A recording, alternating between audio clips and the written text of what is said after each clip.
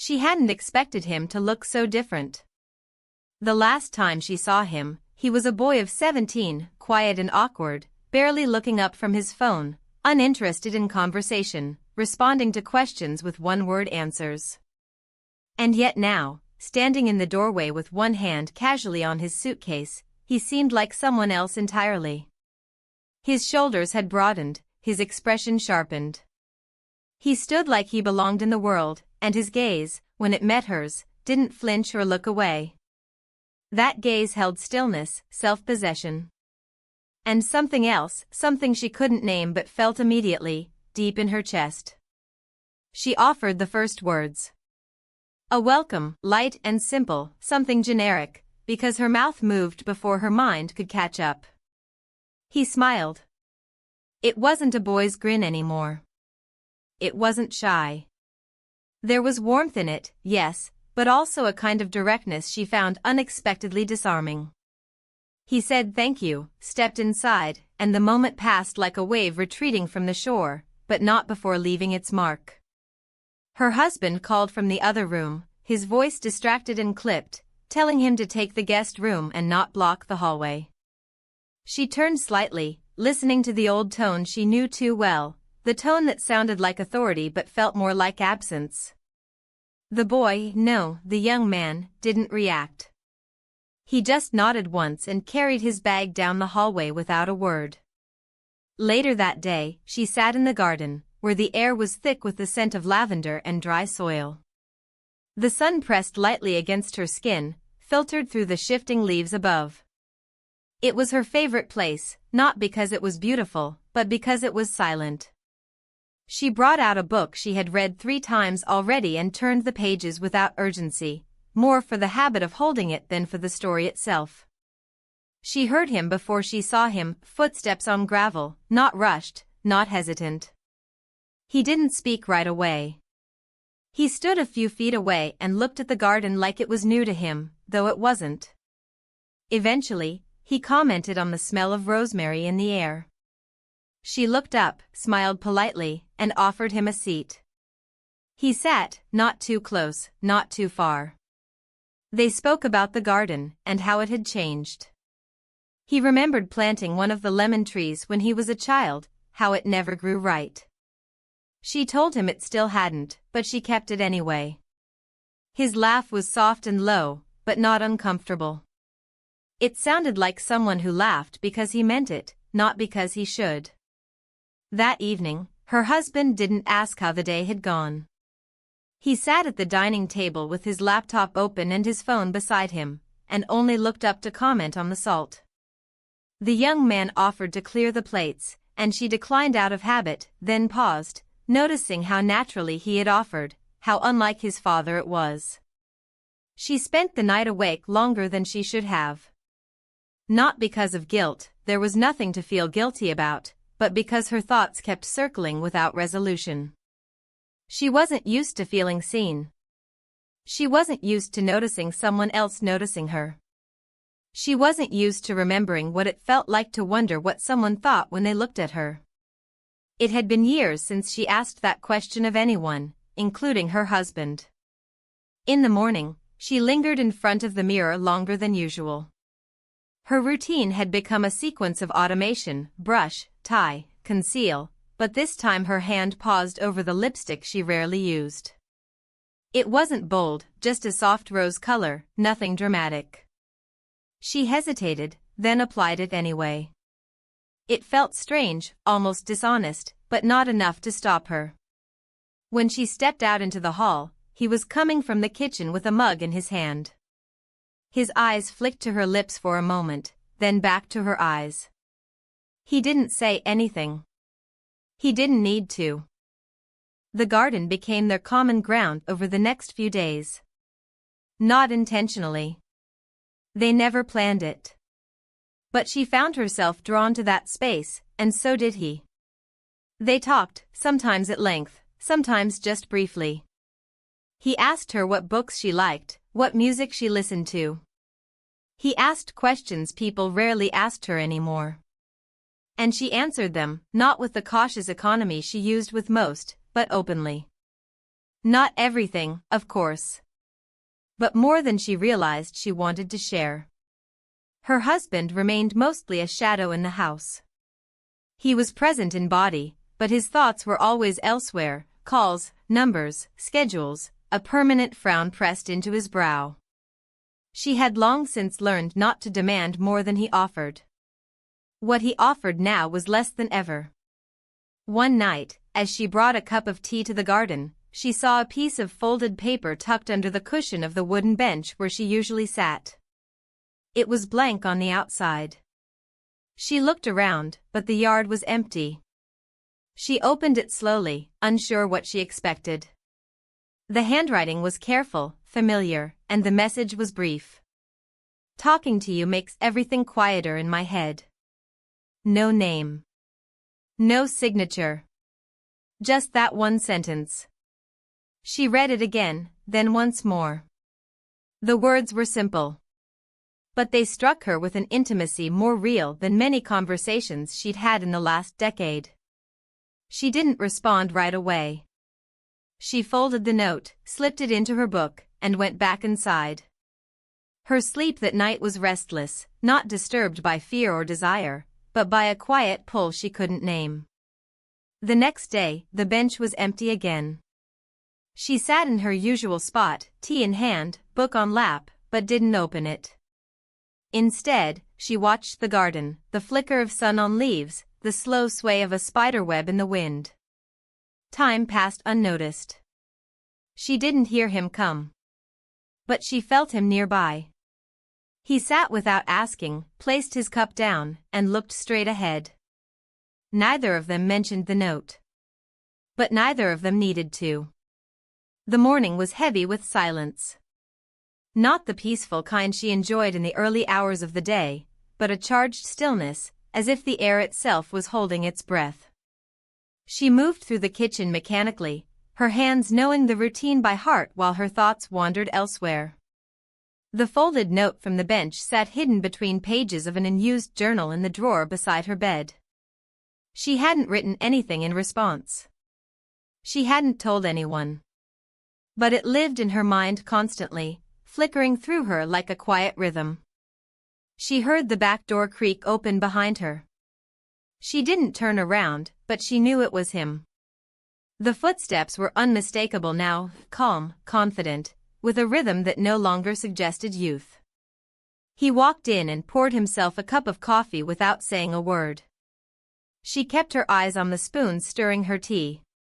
"Morning," he said finally. "Morning," she replied. And that was all. No more words were needed, but the moment pressed into her like the heat from the mug in her hands. Later that day, while she was folding laundry, her husband came home early. He dropped his bag by the door, muttered something about a cancelled meeting, and disappeared into his office. She listened to the sound of drawers opening and closing, papers being shuffled.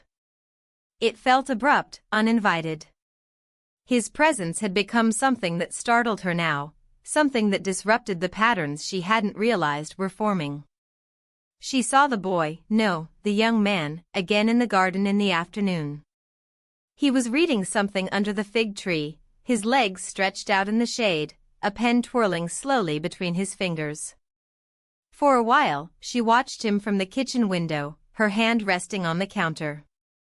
He seemed unaware of her gaze, absorbed in whatever he was writing. She stepped outside not long after. Her movements were slow, deliberate. She carried a small envelope in her hand, blank, unsealed. Inside, a single sentence in her handwriting: "Some silences are louder than words." She didn't give it to him directly. Instead, as he left to answer a call, she placed it where his book had been. When he returned, she was already inside, pretending to be busy rearranging the spice rack, though her heart beat in her throat. That evening, nothing unusual happened. They had dinner together, the three of them, seated around a table that once held laughter and conversation but now felt like a formal arrangement of place settings and unspoken agreements. Her husband spoke mostly about work. The young man answered politely. She nodded where appropriate. It was a performance, each of them playing a part no longer suited to them. After dinner, she washed the dishes slowly, her hands lingering under the water longer than necessary. He passed behind her once, close enough that she felt the air shift, but not close enough to touch. She held her breath until he was gone. Before bed, she stepped out into the garden one last time. The sky was clear, stars blinking faintly overhead, the wind warm and still. On the bench, a folded note waited. Her fingers trembled slightly as she picked it up. It read, "I keep trying not to notice, but you're the only thing I see." She sat down slowly, the wood beneath her worn smooth by time. She read the words again. Then a third time. Her eyes closed for a moment, and all the sound around her fell away. She hadn't planned any of this. Hadn't expected it. But it had begun, quietly and irreversibly. She didn't write anything back that night. The following morning, she moved through her tasks with more caution. Every step was measured. Every glance calculated. She felt as though the walls had grown eyes. Her husband had become more present recently, asking questions, appearing suddenly in rooms without warning, commenting on small things with unusual frequency. It was subtle, but she noticed. Perhaps he had sensed something. Or perhaps it was guilt playing tricks on her. Either way, the air in the house felt different now, as if every word hung heavier than it should. In the afternoon, she went to the garden with her book again. The bench was empty, but another note waited under the cushion. This one was different. A quote, "The most dangerous thing is the one that feels right when you know it shouldn't." She didn't sit. She just read it standing there, then folded the paper and placed it in her pocket. Her hands shook as she did. He appeared a few minutes later, as if drawn by something silent and invisible. They exchanged no words. He stood beside her, not touching, not speaking. Only their shadows met, stretched long across the grass. They stood that way for a long time. Then she turned, walked back inside, and closed the door quietly behind her. Inside, her husband was on the phone. He looked up, nodded, and returned to his conversation. She passed him without a word, went upstairs, and locked herself in the bathroom. There, she sat on the closed toilet seat and pulled the notes from her pocket, her journal, the drawer. She spread them on the counter like puzzle pieces, as if trying to find the logic in a feeling that refused to be explained. The sentences blurred together. But each one spoke directly to her, each one a thread in a web she had walked into willingly. She didn't know what would happen next. She didn't know what she wanted to happen next. But she knew she couldn't go back to pretending nothing was happening. Something had shifted. Something had started. Something was growing in silence. And the silence was beginning to speak louder than anything else in her life. The days that followed moved with a strange rhythm. She began to measure time not by hours, but by notes.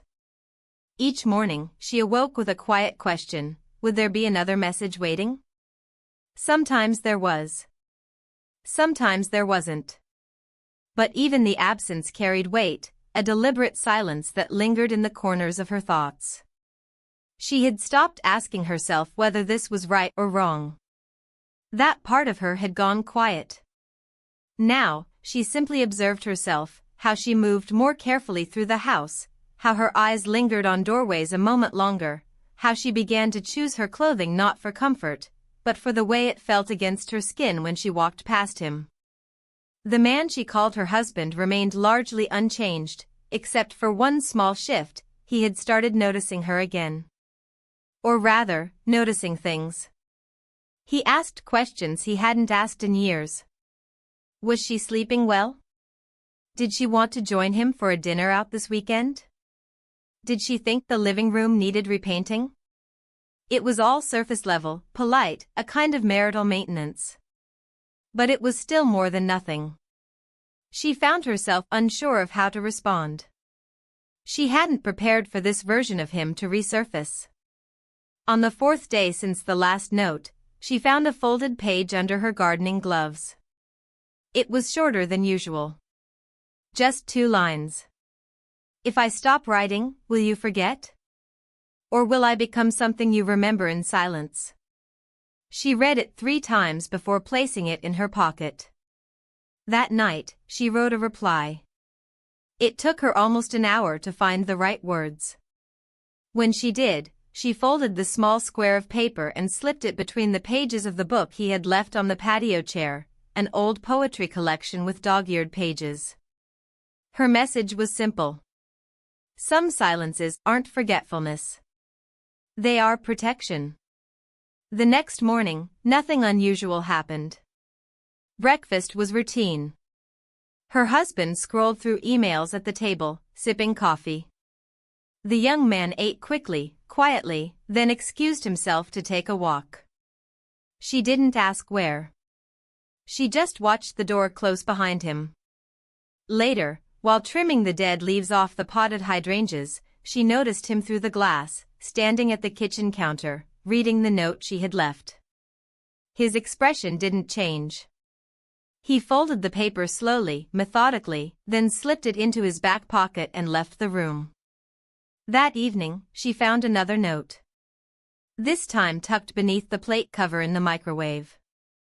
It's not silence that frightens me. It's pretending we don't hear it. It stayed with her all night. She didn't write back immediately. On the 6th day, the balance of everything shifted.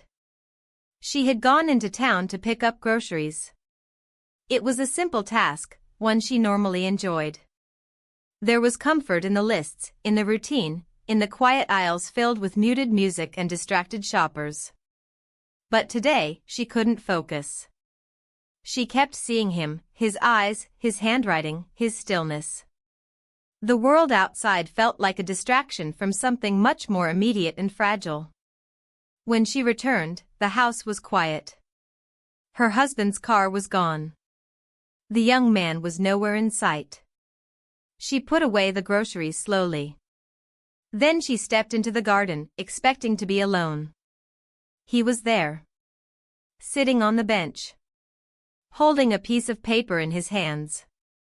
She stopped several steps away. He didn't move. When he finally spoke, his voice was quiet. I tried not to write today, he said. But it felt worse than writing. She didn't answer. I don't expect anything from you, he added. I just needed to say that. She stood still, unsure of what to do with his honesty. Her mind circled options: turn around, say thank you, pretend not to understand. None of them felt honest. She walked toward the bench but didn't sit. Instead, she picked a fallen leaf from the ground and turned it in her fingers. I don't know what this is, she said. But it's not nothing. He nodded. That was all. The moment hung between them for a long time, neither of them moving, the garden utterly still. Then she turned and walked back inside. That night, she wrote a longer note than usual. A confession of sorts. Not about actions, but about feelings, how they had crept in, how they had changed her, how they frightened her as much as they comforted her. She didn't give it to him. She folded it, placed it in an envelope, and put it in her drawer. Maybe one day she would give it to him. Maybe not. Later that week, she found herself avoiding the garden. Not out of guilt. Not even out of fear. But because she didn't trust what might happen if she kept going back. Instead, she stayed indoors. Rearranged the bookshelf. Cleaned drawers that didn't need cleaning. Reorganized the pantry. She became obsessed with control, with order. But still, she watched the garden from the window. And still, she waited. The absence of a new note became its own message. By the 8th day, she realized something else had changed. She wasn't sure if it was him. Or her. Or both. At dinner, her husband asked if she wanted to go away for the weekend. Somewhere quiet. Somewhere new. The offer was unexpected. She hesitated, then said yes. Not because she wanted to go, but because she didn't know what would happen if she stayed. That night, she packed a small bag. As she zipped it shut, she heard a soft knock on her door. She opened it to find him standing there, holding a single piece of folded paper. No words. He handed it to her and left. She waited until the hallway was empty. Then she opened it. I won't write again. But I'll remember. Will you? She sat on the edge of the bed for a long time, the note in her hand, the answer forming in her heart, clear, sharp, and without a place to go. The morning of their departure was overcast, as if the sky itself hesitated to begin. She moved quietly through the bedroom, folding a sweater, packing a second pair of shoes, double-checking the contents of her small bag as though any forgotten item might somehow shift the course of the weekend. Her husband had already taken his suitcase to the car. She heard the familiar sound of the trunk slamming shut, followed by the soft, regular footsteps of his return. He appeared in the doorway without a word, watching her with a neutral expression. For a moment, she thought he might say something significant or searching, but instead, he simply nodded toward the door. We should go. If we wait, traffic will be bad. She answered with a quiet okay, zipped her bag, and followed him downstairs. On the ride out of town, she kept her eyes on the passing trees, the blur of color and motion providing a distraction from everything still unsaid. He spoke sparingly, updates on the route, comments about roadwork, and she responded when necessary. They were two people traveling together, but not toward each other. The town they arrived in was small and tucked between hills, surrounded by trees that were just beginning to shift toward autumn. The inn was old but charming, with ivy on the outer walls and creaking floors inside. Their room overlooked a small garden, not unlike their own back home, though this one felt untouched by memory.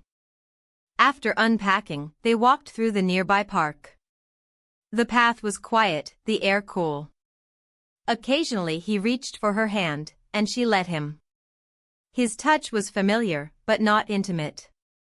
More of a gesture than a connection. He talked about work. She listened. But her thoughts moved elsewhere, circling around what she had left behind, words unspoken, notes folded in a drawer, and eyes she had tried not to meet. At dinner that night, they sat in a quiet restaurant tucked behind a bookstore. The light was dim, the voices low, the clinking of cutlery almost rhythmic. He ordered a bottle of wine. She nodded, though she didn't particularly want it. As the waiter walked away, he looked at her across the table with a seriousness that caught her off guard. I've missed this, he said. She tilted her head slightly. This? Being with you. Just us. She wanted to believe him. And perhaps part of her did. But another part, the part that had been writing and reading and folding pages for weeks now, remained still and silent. She smiled politely, said nothing. The meal passed without incident. They returned to the inn, where he read in bed while she sat by the window, looking out at the garden until the shapes blurred and night took over. The next morning, they had breakfast downstairs, fresh bread, soft eggs, bitter coffee. Then they took a short drive to a nearby trail. He had read about it in a brochure. It was supposed to offer beautiful views and a quiet path. They walked slowly, side by side. He spoke more this time, memories from early in their relationship, stories she had heard before but which he seemed to need to retell. She nodded, contributed when necessary, but her mind drifted. The rhythm of his voice became background noise, and she found herself focusing on the way the light filtered through the trees, the sound of leaves beneath their shoes, the way the air smelled like moss and earth. Halfway through the trail, they stopped at a lookout point. He took a photo of the view, then another of her, though she wasn't ready. She looked away from the lens, toward the valley. He stepped closer. "I know I've been distant," he said. She said nothing. "I didn't realize how far things had drifted until recently."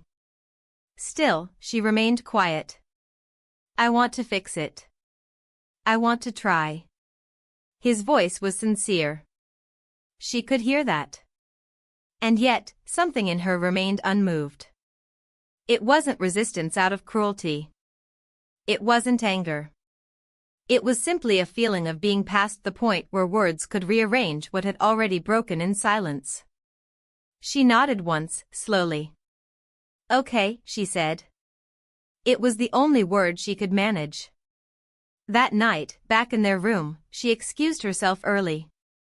He stayed in bed, watching something on his tablet with headphones in. She sat on the edge of the bathtub, fully dressed, for almost an hour. She didn't cry. She didn't move. She just sat.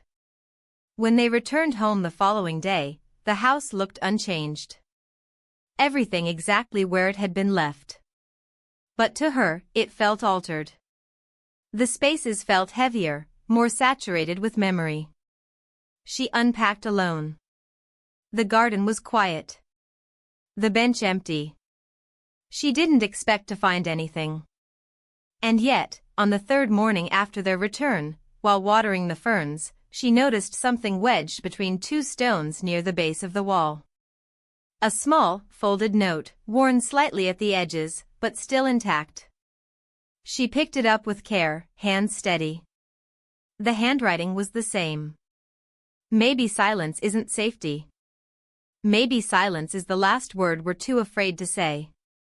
She stood still for a long time, note in hand, the hose forgotten, the water still running into the ground. Eventually, she turned off the tap, wiped her hands on her apron, and walked back inside without a word. She placed the note in the drawer with the others. Then she closed it gently, as though sealing away something fragile she couldn't yet name. The days that followed their return from the weekend trip unfolded with a deceptive calmness. The house was quiet, but not the kind of quiet that brought peace. It was more like a stage after the performance, where everything had been said, everything played out, and now the empty chairs and silent lights stood as remnants of what had been attempted. She resumed her routines with measured precision. She woke early, prepared breakfast, opened the windows, checked the garden. Her hands moved without hesitation, but her thoughts were scattered, fragmented by memory and anticipation. The drawer in her bedroom now held 6 folded notes. Each one seemed to hum with a faint pulse, as if holding on to the emotions they had once delivered. She hadn't read them again. But she hadn't thrown them away. Her husband had returned to his usual rhythm as well, long hours in his office, occasional remarks about work, quiet dinners. He didn't mention the weekend. He didn't bring up anything from their conversations on the trail or the lookout point. It was as though he had offered something and, finding no clear answer, quietly taken it back. She wasn't sure whether she felt relief or regret. The young man, her stepson, had become more elusive. He no longer lingered in the kitchen or garden. He no longer asked quiet questions or made passing comments. She noticed that his bedroom door remained closed more often, the light beneath it glowing late into the night. Once, she stood outside it, holding a clean set of towels she didn't need to deliver. She stood there for several seconds, listening. Then turned and walked away. The absence of notes became louder than any words could have been. On the 5th morning after their return, she found herself in the garden before sunrise. The air was heavy with dew, and the sky was still uncertain, caught between night and day. She sat on the bench, arms folded, waiting for something she couldn't name. There was no note. No sign of him. But there was memory. She remembered the first one, hidden beneath the cushion.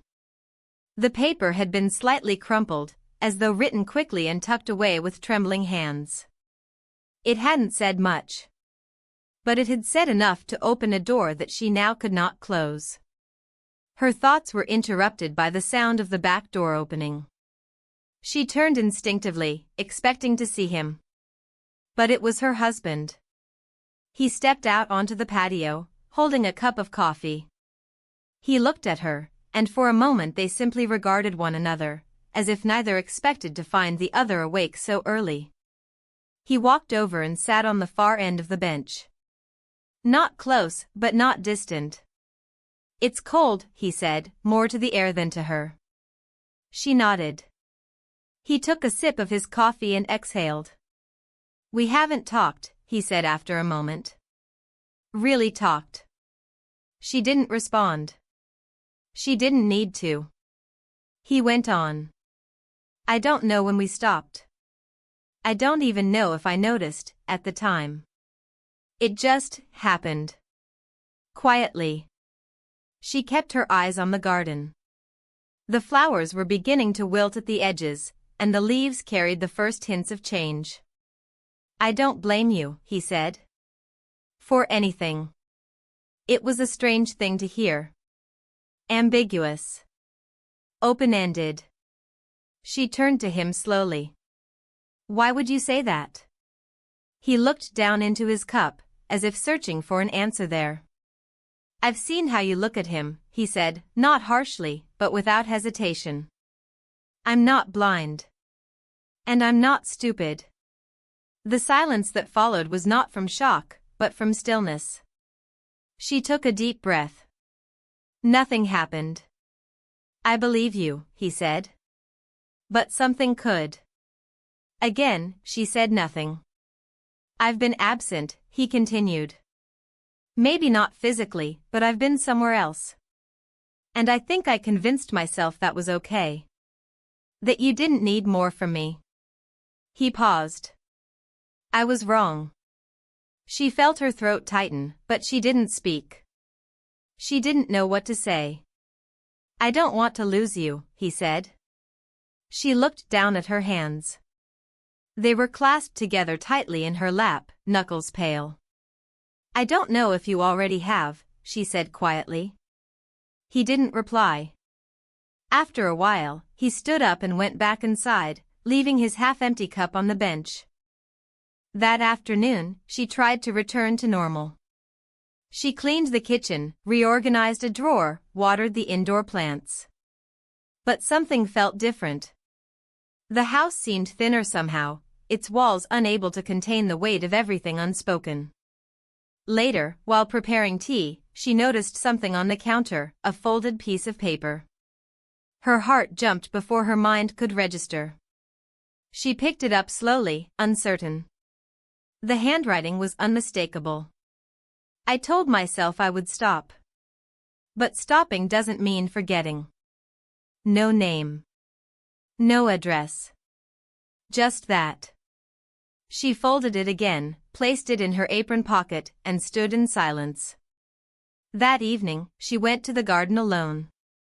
The sun had set, and the shadows were long. She brought a pen and a small sheet of paper. She wrote, "I haven't forgotten. But remembering is starting to feel like a choice." She didn't sign it. She didn't leave it on the bench. She placed it in the drawer with the others. Then she closed it. Carefully. Quietly.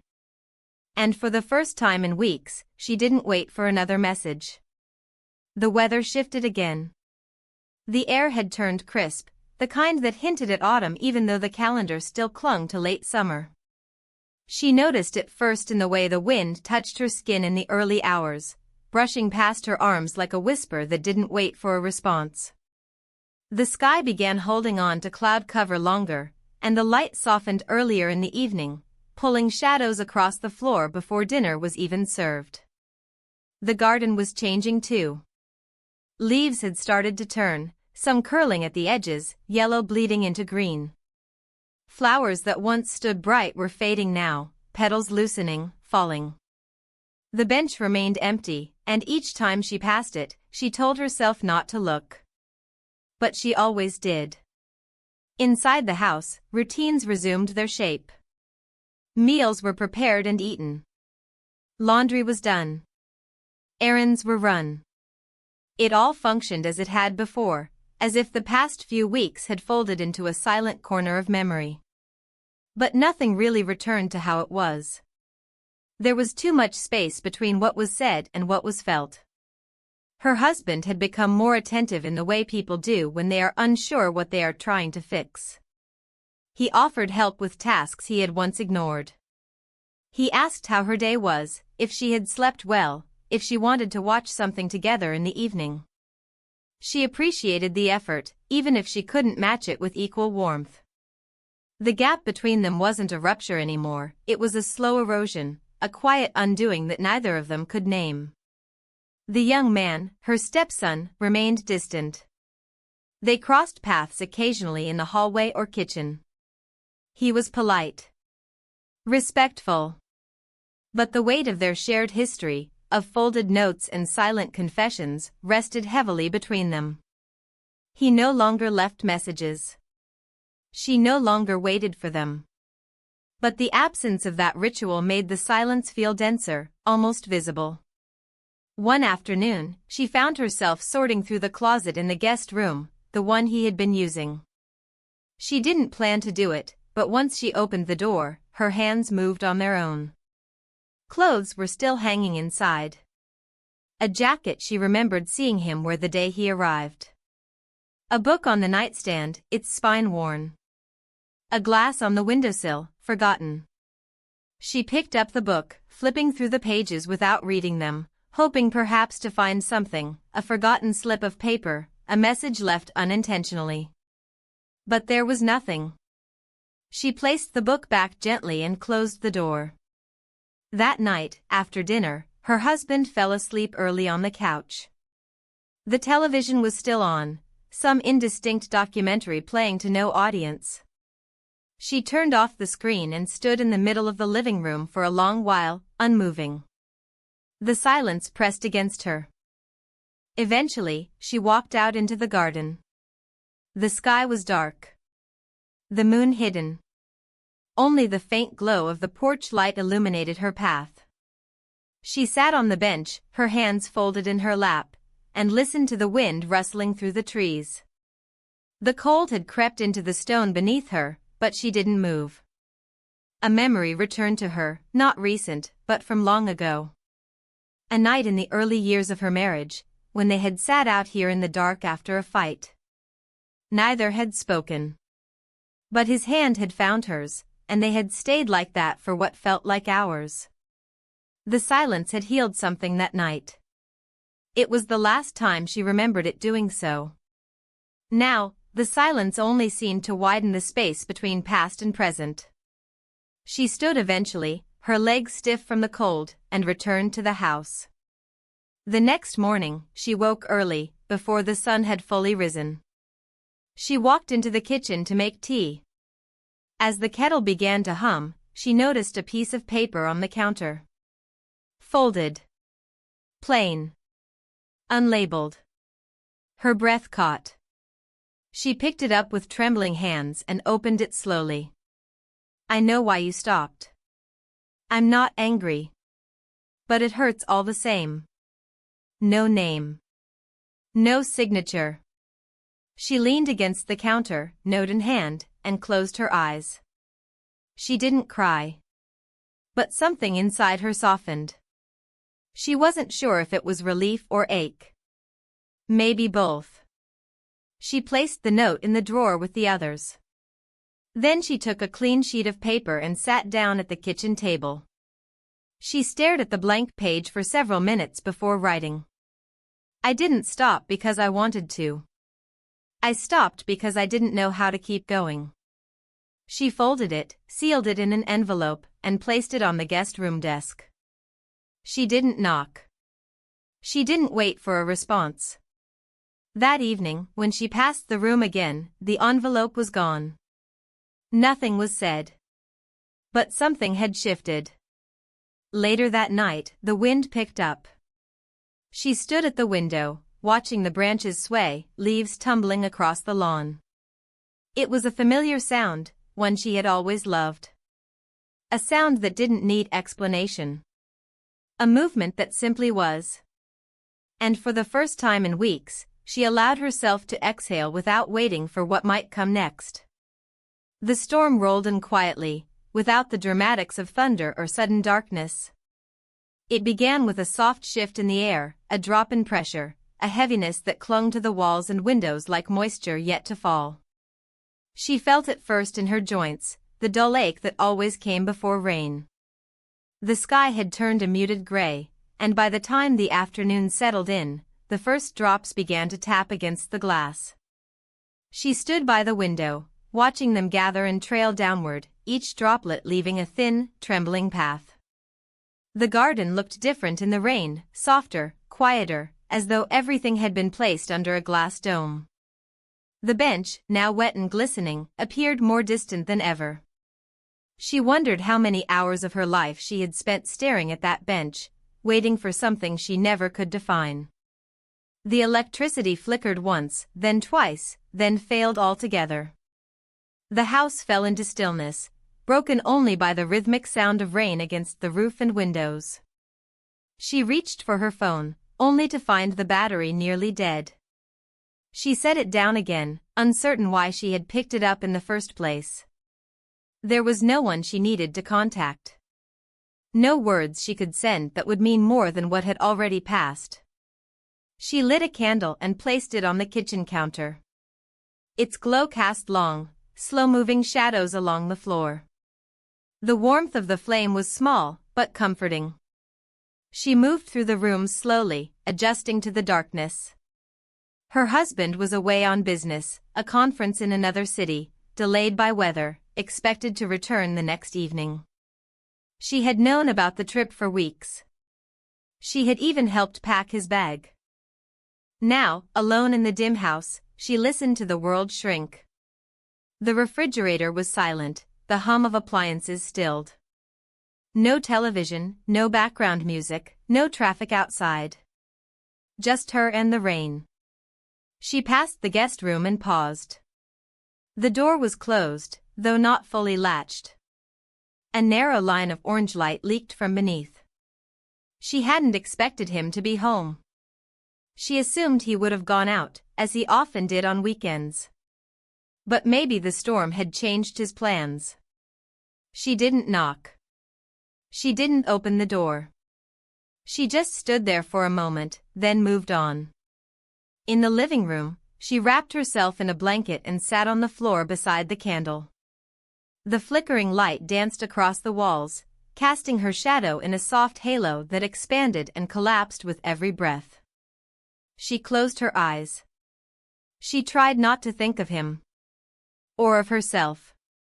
Or of all the notes that still rested, unread, in the drawer upstairs. But thoughts were not so easily quieted. She remembered the first time she saw him again, the way his posture had changed, the way he had looked at her as though he had seen past the layers others ignored. She remembered the way he had written, each note a whisper, each sentence chosen with care, never asking, only offering. And she remembered the silence that had followed, the deliberate end, the careful retreat. Something inside her had shifted in that time. Something had unraveled and not been sewn back together. A gust of wind struck the window sharply. The candle danced wildly, almost extinguished. She stood, adjusted the curtain, and turned just as the lights blinked back to life. The refrigerator hummed. A digital clock reset. The heater sighed softly into motion. But she didn't feel relief. She felt interrupted. A moment later, she heard the soft creak of the stairs. She turned instinctively, expecting nothing. He stood there, just beyond the doorway, his posture quiet. His eyes, uncertain. The distance between them was filled with things unsaid. "I thought you'd gone out," she said, her voice steady. "I was going to," he replied. Then the rain started. She nodded once. Neither moved. "The power's back," he said. "Yes." Another pause. I was going to write something, he added. She looked at him. But I didn't, he continued. Because I thought maybe words aren't helping anymore. She didn't answer. She simply stood there, arms wrapped around herself. He took a slow breath. I haven't forgotten anything, he said. Even when I try.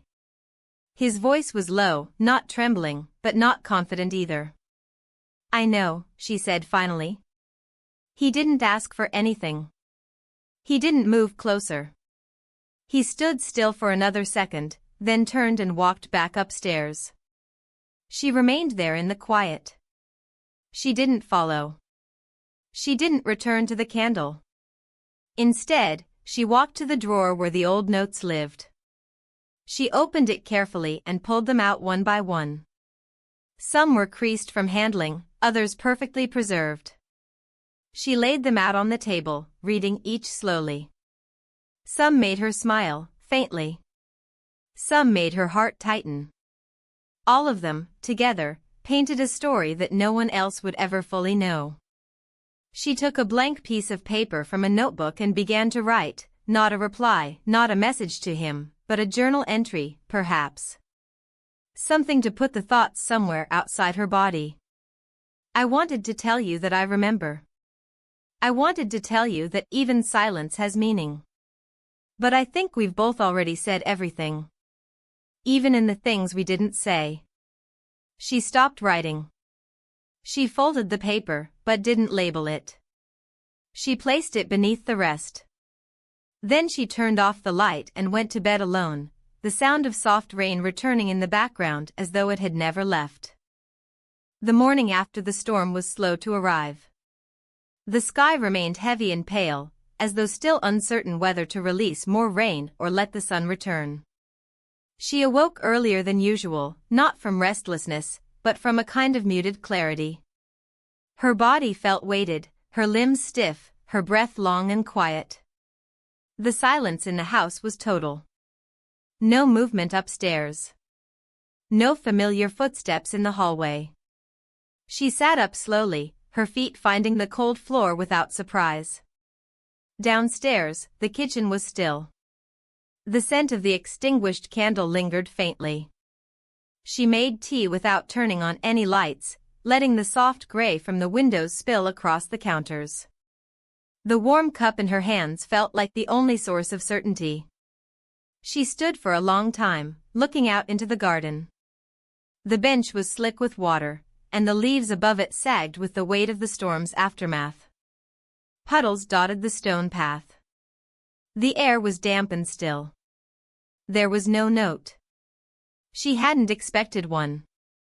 But the absence still left something hollow behind her ribs. By mid-morning, the silence began to feel oppressive.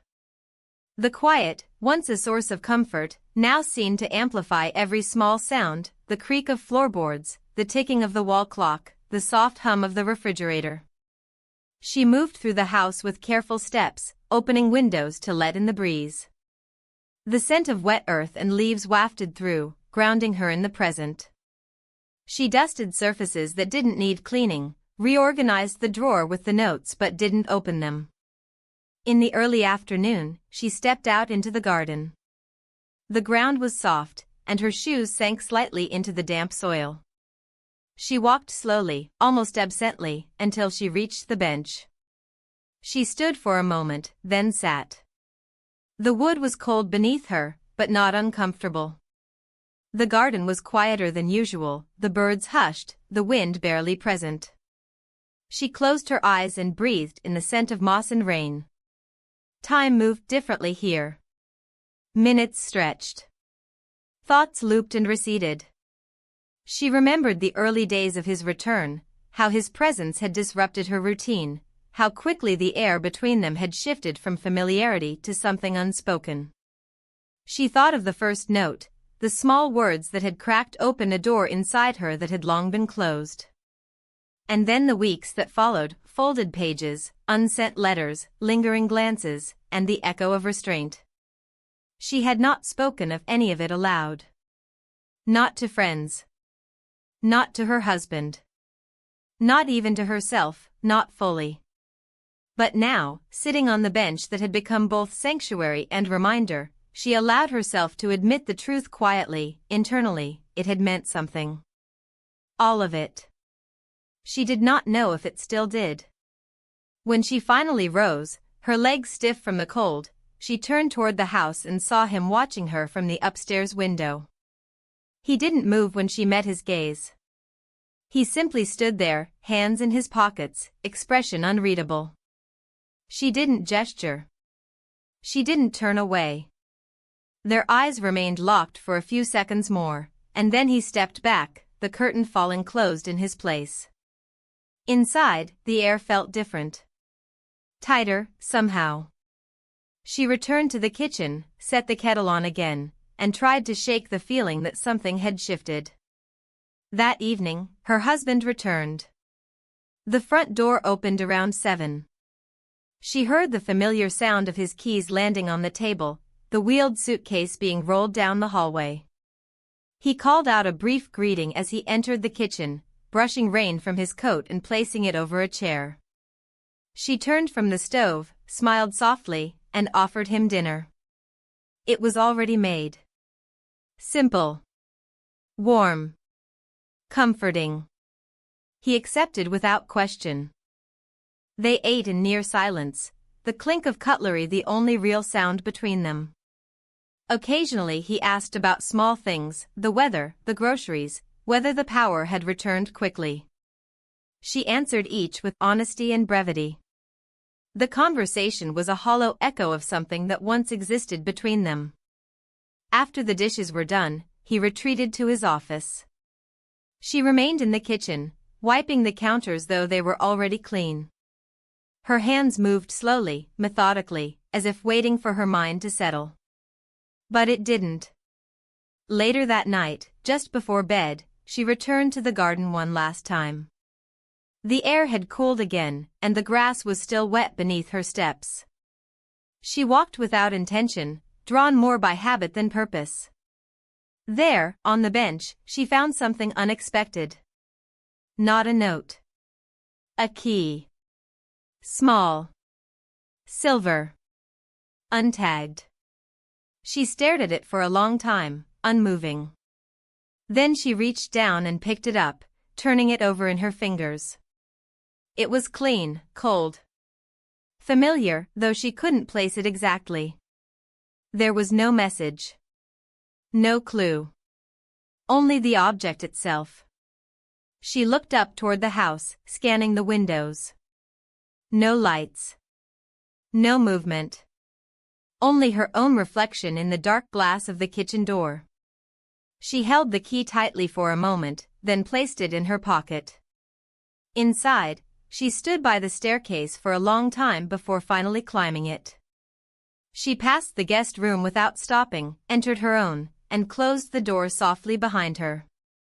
She didn't sleep well. The next morning, she rose early. The key still sat on the nightstand where she had left it. She stared at it, unmoving, until the light through the window grew brighter.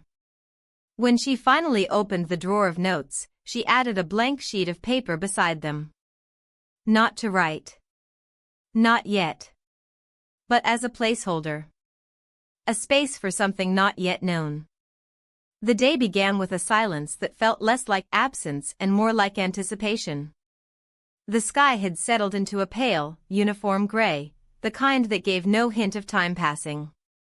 She moved through the morning slowly, the weight of the small silver key in her pocket reminding her with every shift of her body that something remained unanswered. It was not labeled, not explained, not acknowledged. Yet its presence was undeniable. It had been placed for her to find. Of that, she was certain. She didn't speak of it. Not to him, not to her husband.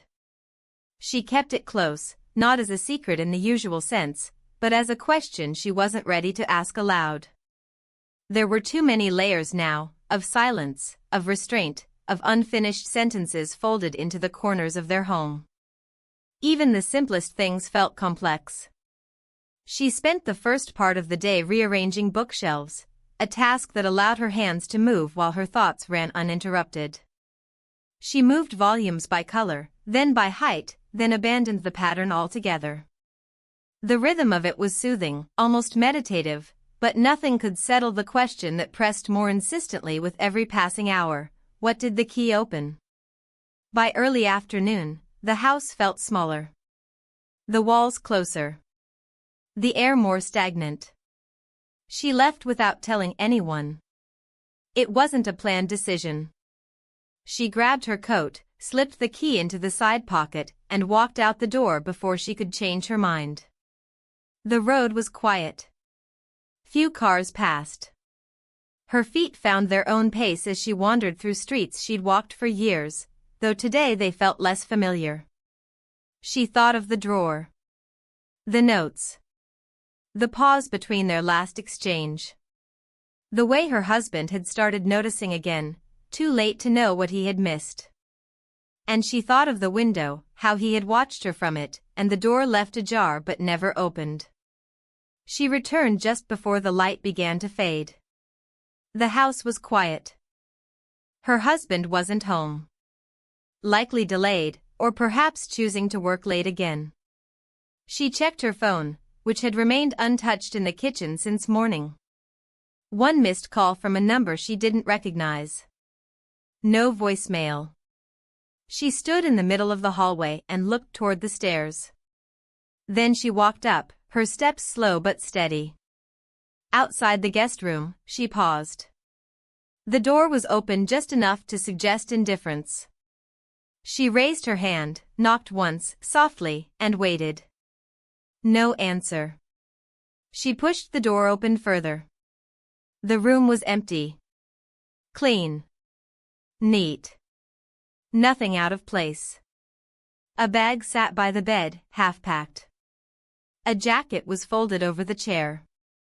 On the desk sat a notebook, closed, and beside it, an envelope. Unsealed. No name. She approached it carefully, the way one approaches a note left in absence, unsure if it's meant to be read or simply left behind. She hesitated only a moment before reaching for it. Inside was a single sheet of paper. I didn't leave because of you. I left because I didn't trust myself to stay. The handwriting was familiar. Calm. Unhurried. She lowered the note slowly, her eyes tracing the empty space of the desk around it. Her breath caught in her throat, not from shock, but from clarity. He had already made the decision. The key was a parting gesture, not an invitation. She stood there for a long time, letting the quiet of the room surround her. The air smelled faintly of cedar and paper. The scent of someone no longer present. She didn't cry. She walked to the dresser, opened the top drawer, and saw nothing but folded shirts. Neatly arranged, untouched. No secrets. No messages. She turned and walked out of the room, closing the door softly behind her. Back in her own bedroom, she placed the key on the nightstand and sat on the edge of the bed. The sky outside had deepened into a quiet dusk, the kind that carries neither promise nor warning, just the end of another day. She didn't eat dinner. She didn't call her husband. She didn't open the drawer of notes. Instead, she sat with the absence. It wasn't painful. Not like loss. Not like betrayal. It was quieter than that. It was the realization that something real had existed, briefly, in the spaces between routine and silence, and now it was gone, not destroyed, just no longer here. Later that evening, she walked into the garden. The bench was dry again, the grass trimmed, the air cool but gentle. She sat where she always did, hands in her lap, eyes turned upward. The stars had started to appear, faint and scattered. She thought about the notes. About the key. About how some things never ask for permission to begin and never ask forgiveness when they end. When she returned inside, she passed her husband in the hallway. He greeted her, surprised, said something about traffic. She nodded, smiled faintly, and said it was fine. He didn't ask anything more. That night, she placed the key in the drawer with the notes. Not as a mystery. Not as a token. But as a part of the story. One that no longer needed to be continued. The morning light crept into the room slowly, casting long, quiet shadows across the floor.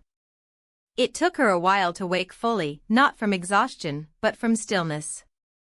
She lay there, eyes open, listening to the faint hum of the house. The world outside moved on its own rhythm, unchanged by anything that had unfolded within these walls. She knew this day was different.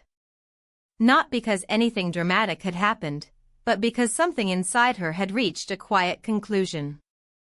She moved deliberately as she got ready. Her movements had gained a certain calm over the past few days, as if her body had finally caught up to what her mind had already decided. In the bathroom mirror, her face looked the same, but something in her expression had settled. Not resignation, acceptance. A softness not born of defeat, but of clarity. Downstairs, she prepared coffee as she always did. The morning sun touched the corners of the kitchen counter. The plants on the windowsill stood still, no longer reaching but simply existing. She poured the coffee, took a small sip, and closed her eyes. The silence felt different today, not empty, not lonely. Just real. Her husband entered the room a little while later. He looked tired. The kind of tired that doesn't come from lack of sleep, but from carrying something too long. He greeted her, as he always did, with a quiet familiarity. She responded with a small nod and a faint smile. It was enough. He asked if she had plans for the day. She said she was thinking of going into town, maybe stopping by the library, walking through the park. He said it sounded nice. He didn't ask to join her. She didn't offer. Before leaving, she went upstairs and opened the drawer where all the notes were kept. The key still rested there, between pages, folded papers, and the remnants of a version of herself she had slowly let go of. She didn't take any of it with her. She didn't read them again. But she left the drawer slightly open this time. Not as a message. Not as an invitation. Simply as a choice, for herself or for whoever might notice. In town, everything moved normally. Cars passed, people talked, small shops opened their doors and prepared for the day ahead. She walked slowly, stopping now and then to glance at displays she didn't plan to enter. The air was cool, but not unfriendly. She paused near a bench beneath a tree in the park and sat there for a long time, watching leaves fall gently to the ground. Time passed without urgency. When she returned home, the house was quiet. Her husband was upstairs, on a call. She didn't disturb him. Instead, she went into the kitchen and began preparing a simple dinner, vegetables, rice, and warm bread. Her hands moved instinctively, no need for recipes or instructions. It was the kind of meal built on repetition, and perhaps that was part of its comfort. They ate together that evening, seated across from each other as they had done for so many years. The conversation was minimal, but not strained. There was no pretense of joy, but no tension either. It was two people sharing space, time, and history. After dinner, as she washed the dishes, her husband remained at the table. He watched her quietly for a moment, then spoke. "I've noticed things have changed." She paused for a second but didn't turn. "Yes," she said. "I don't need to know everything," he continued. "I think I already know enough." She nodded once, rinsing a plate. The water was warm, steady. "I just want you to know," he said, "that I'm still here. If you want to go, I'll understand. If you want to stay, I'll try harder." The words weren't dramatic. They didn't ask for anything. They were simple, and for that reason, they reached her in a way few others could have. She turned then, meeting his eyes. "I'm not going anywhere," she said. "But I can't pretend to be someone I'm not anymore." He didn't smile. He didn't flinch. He just nodded. Okay. That night, they didn't sleep pressed together or apart. They simply lay side by side in silence, like a field after rain, not yet dry but no longer drowning. The next morning, she opened the drawer again. She looked at the notes, the key, the letter she had never written. And then, with steady hands, she began to sort through them. Some she refolded neatly. Others she placed in an envelope and sealed. She didn't plan to throw them away. But they no longer needed to live in the drawer. When she finished, she opened the window and let the morning air into the room. There was nothing left to wait for. She was still the same woman. But something inside her had changed. She had found something in herself that didn't depend on someone else's gaze or their silence. She had remembered how to stand still and breathe without holding her breath for anyone else. And that, she realized, was its own kind of freedom.